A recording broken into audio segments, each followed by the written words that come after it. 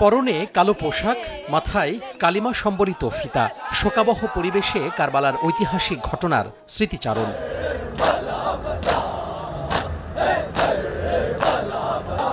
কখনো গীতে, কখনো মাতমে, আবার করুণ সুর স্মরণ করাচ্ছে ঐতিহাসিক কারবালার অমানবিকতার গল্প।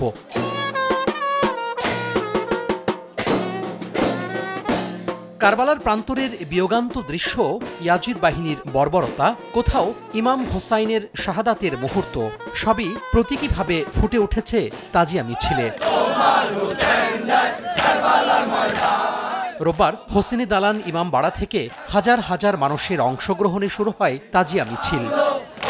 বিবি কাজোলা, জারি মোবারক, জুলজেনা, হাতে লম্বা বাঁশের মাথায় প্রতীকী আলাম, খালি পায়ে পথ পাড়ি দিয়েছেন খুশি মনে। হুসেন রাদিয়াল্লাহু তাআলার ভালোবাসার টানে আমরা এখানে আসছি। যে পর্যন্ত এই পৃথিবী বাইচা থাকবো ওই পর্যন্ত যদি আল্লাহ আমাদের বাঁচিয়ে রাখে, প্রতি বছর আসুম ইনশাআল্লাহ। ও শিখুক যে এটা আমাদের মুসলমানদের জন্য এই মুহররমের মাসটা কতটা গুরুত্বপূর্ণ।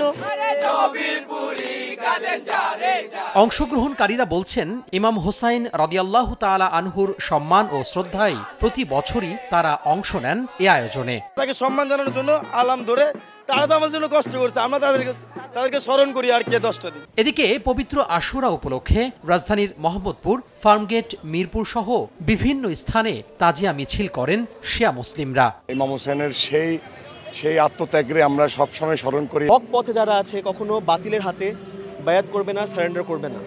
সো এই মেসেজটা আমাদের নিউ জেনারেশনকে আরো আগে নিয়ে চলতে হবে।